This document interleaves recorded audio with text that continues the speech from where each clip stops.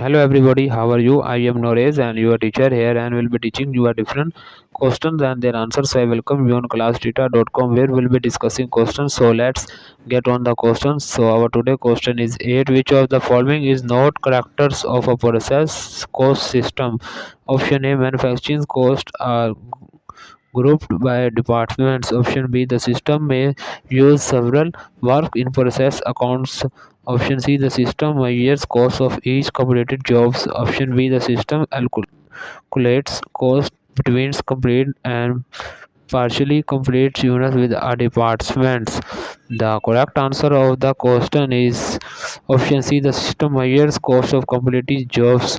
So that the answer of the question. If you are searching any other question, please visit www.classdata.com and find on the search section. If you had any question to ask, there are now sessions on the right side of the website. Fill the form and will be answering you as soon as I can. Thank you for watching this video. Please do not forget to like, share, subscribe our channel. Until next question. Bye bye.